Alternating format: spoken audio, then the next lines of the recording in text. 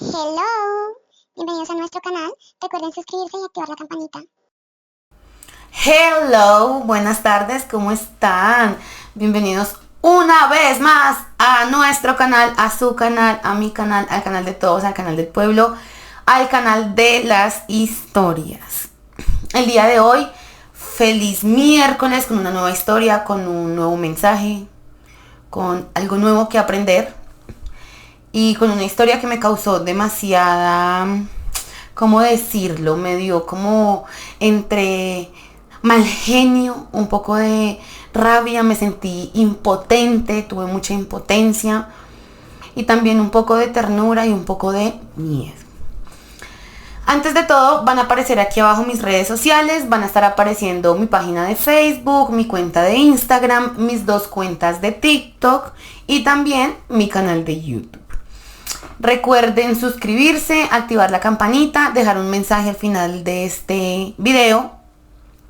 Un mensaje, un comentario, bueno, tú me entendiste, mi reina, tú me entendiste. Y en este momento les voy a dejar las redes sociales de la tienda. ¿De cuál tienda? Pues de mi tienda. Yo tengo una tienda de productos de cuidado capilar, cuidado de la piel, maquillaje. Allí pueden ver el catálogo. Van a encontrar Instagram, TikTok y WhatsApp. El día de hoy venimos con una historia que se llama Mi hija está embarazada y tenemos miedo de contarle al papá. El nombre no parece ser una historia como wow, pues qué tremendo. Pero si tú te pones a pensar como mamá, tu hija está en embarazo, normalmente uno diría como miércoles, ¿cómo le vamos a decir a tu papá? Teniendo en cuenta que la historia es de una adolescente. Así que vamos en este momento con la historia. Y pues nada, espero que la vean hasta el final. Está interesante, está chévere. Y me encantaría que le dejaran un mensaje de ánimo y de apoyo a la dueña del video, de la historia. Vamos. Mi nombre es María. Les voy a contar cómo mi hija quedó en embarazo, cómo ha sido mi vida en pareja y por qué el día de hoy tengo tanto miedo de contarle al papá de mi hija, mi esposo, que vamos a ser abuelos. Yo empecé esta relación cuando yo tenía 13 años.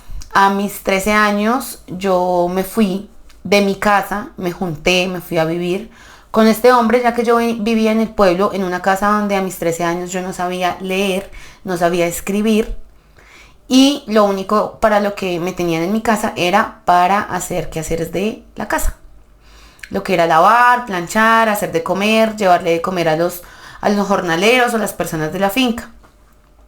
Esto no pasó hace mucho tiempo. Cuando yo tenía 13 años, exactamente, eso fue en el año 2000. O sea, tampoco es que yo tenga un montón de años. Yo me fui en ese año, en el año 2000, con un trabajador de la finca de mis papás, que en ese momento él tenía 20 años, me llevaba 7 años. Como todas las relaciones que pueden haber entre un adulto y una niña, yo era completamente manipulable y era la niña de esa relación, era la más inocente, la más manipulable. Él hacía conmigo lo que quería, entonces él me dijo como, yo recuerdo que yo a esa edad, él empezó a decirme como, ay, ¿usted por qué no está estudiando? ¿Usted por qué no va al colegio? Y yo no, pero mis papás no me dejan. Uy, no, pero terrible. Si usted viviera conmigo, yo la dejaba ir a estudiar. Piensa en irse conmigo. Y empezó a darme carticas, entonces me escribía cosas como, usted es muy linda para vivir encerrada en una finca, usted no sé qué, y me montó en la película de que al lado de él yo iba a tener una vida maravillosa y que yo iba a tener una vida como la merecía.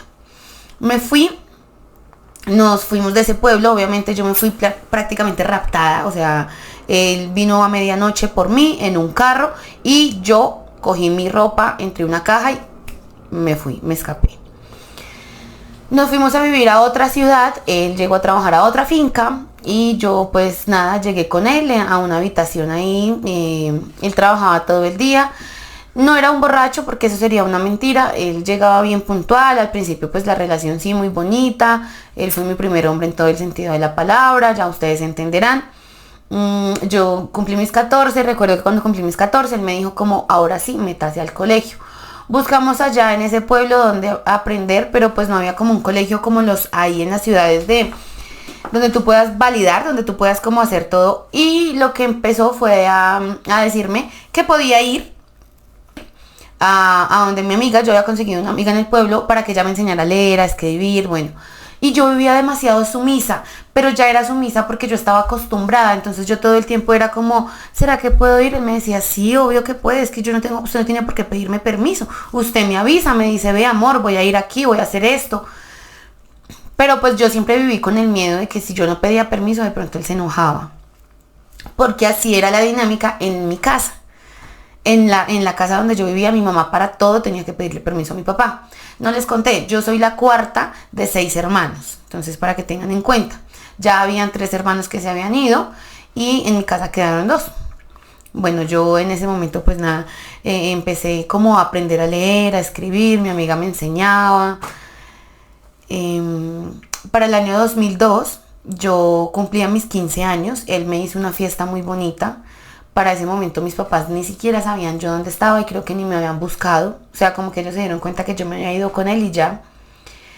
Él me hizo una fiesta muy bonita, invitamos unos amigos del trabajo de él, invitaron a unas vecinas y pues a mi amiga.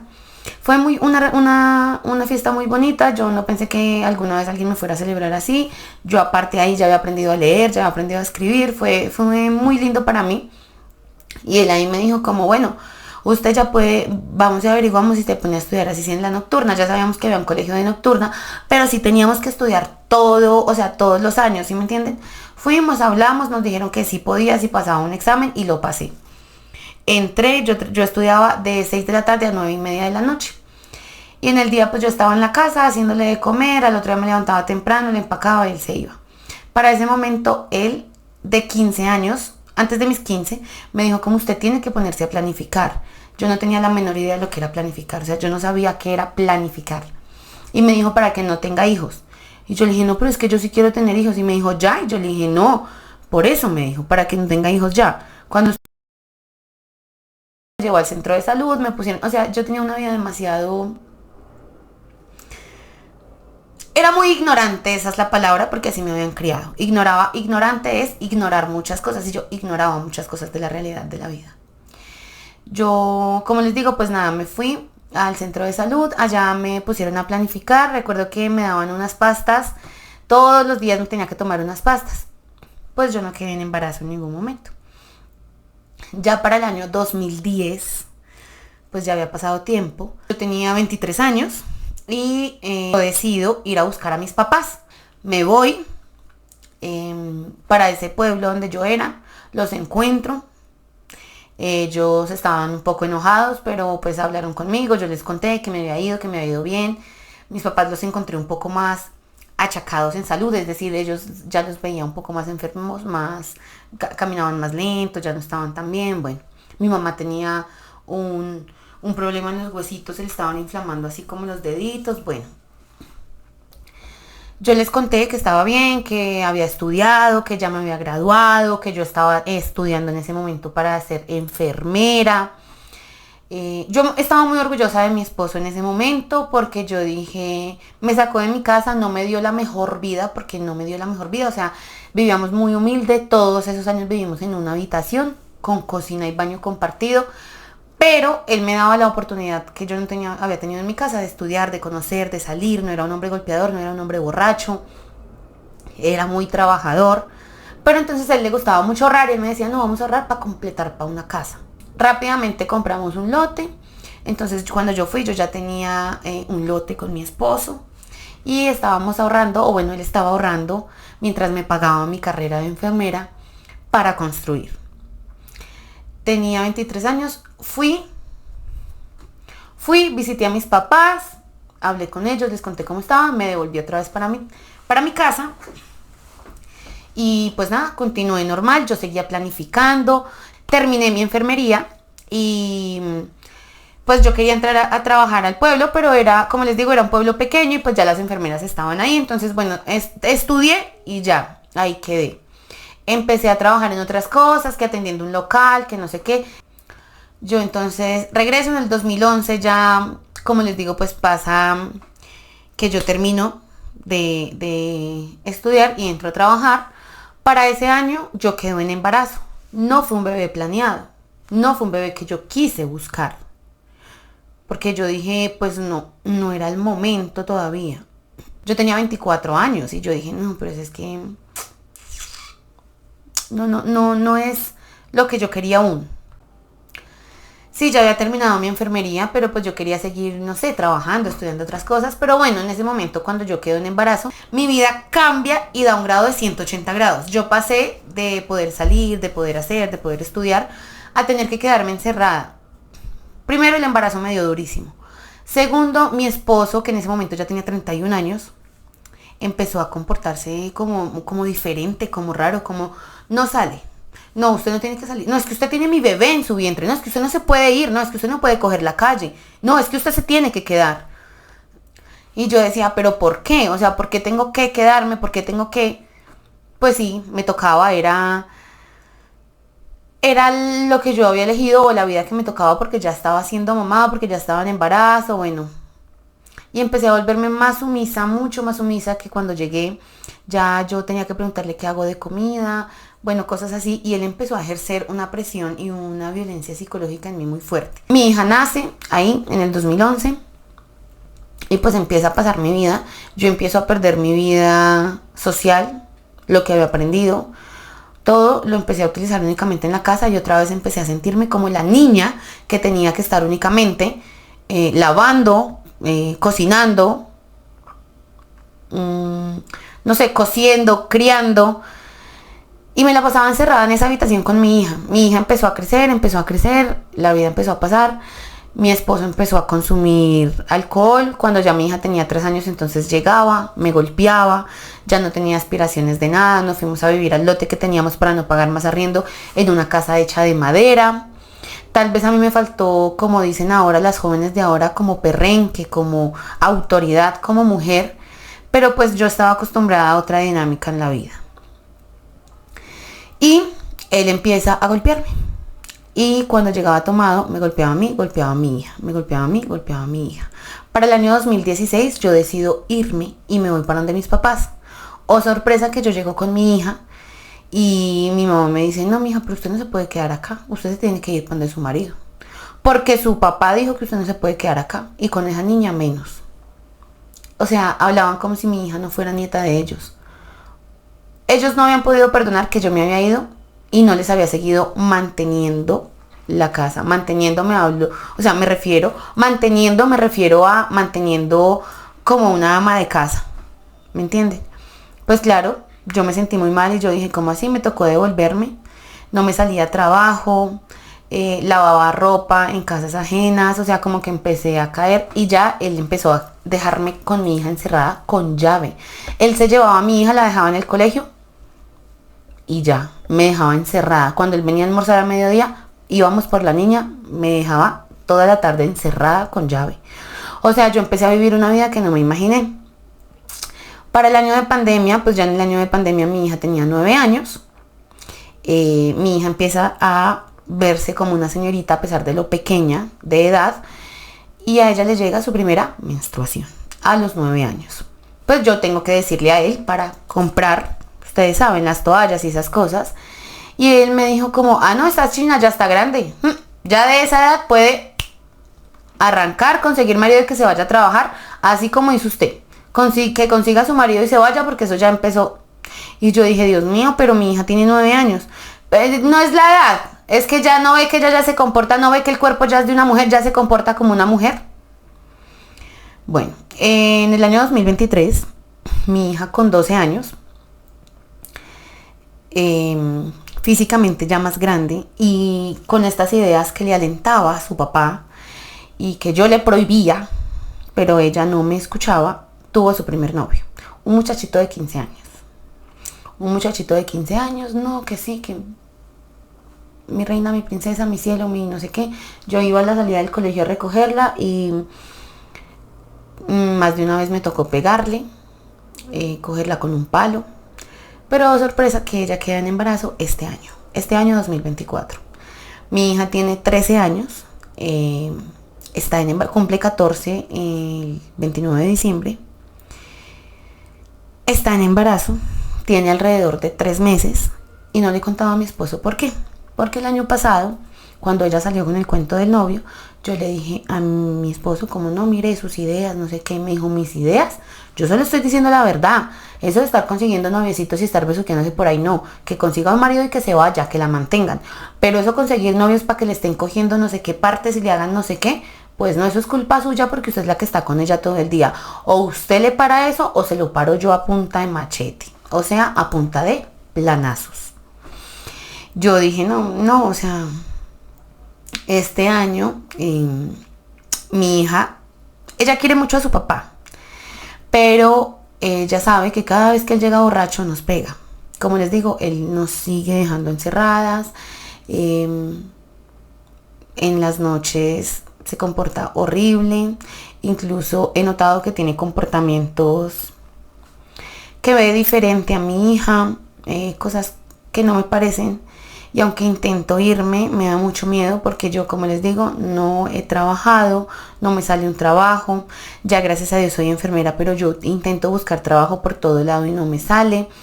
No tengo 50 pesos ahorrados para poder irme. No cuento con nadie de mi familia porque ninguno de mis hermanos me quiso ayudar. Y pues nada, en este momento de mi vida, mi hija, como les digo, está en embarazo. Solamente yo sé. Y hace poquito tuve una conversación con él diciéndole como, ay, ¿usted se imagina que esa china resultara embarazada? Me dijo, donde esa china resulta embarazada, yo se lo saco yo mismito a golpes. Y por encima va usted también por irresponsable y por no cuidar a esa china, porque por eso usted se queda todo el día aquí con ella encerrada. Pues yo ya tengo llaves del apartamento, claramente. Obvio. O sea, yo ya tengo llaves de la casita que él nos hizo, que es una casa de madera, donde colocamos todo candado, bueno. Yo ya tengo llaves y por eso me voy y él no se entera, pero pues igual tengo mucho miedo de que él se entere y le pueda hacer algo a mi hija, me pueda hacer algo a mí. Yo soy muy amiga de los policías y los policías me dicen que no me preocupe, que coloque una denuncia, pero yo no me atrevo a hacerlo todavía. No me atrevo porque me da mucho miedo. Que no me preocupe que el día que le vayan a contar o que él se entere, pues que los llame para que ellos estén ahí. Pero yo sé que él sería totalmente capaz de ir a pagarme o incluso hacer eso con mi hija.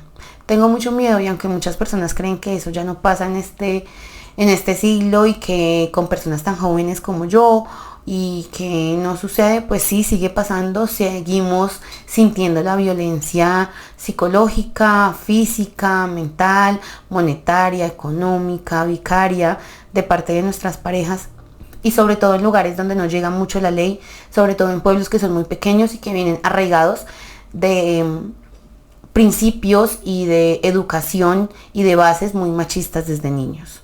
Si fuera su situación, ¿usted qué haría? Gracias por escuchar mi historia, por acompañarme, por darme la oportunidad de contarla, por desahogarme y les prometo que les daré una segunda parte cuando ya me vaya con mi hija o cuando mi hija ya haya tenido su bebé. Por cierto, quiero recordarles que yo no soy quien para juzgar a mi hija y que toda esta situación me dio muy duro, claro, me golpeó. El día que ella me dijo que tenía miedo porque no le llegaba y que ya había tenido relaciones, yo ese día me asusté un montón. Le hice la prueba de embarazo y salió positiva. Lloré mucho, pero le dije tranquila que yo no te voy a abandonar. Quisiera escucharlos, quisiera leerlos. Gracias a todos por ver mi historia y pues nada. Espero que puedan entenderme y que no me juzguen.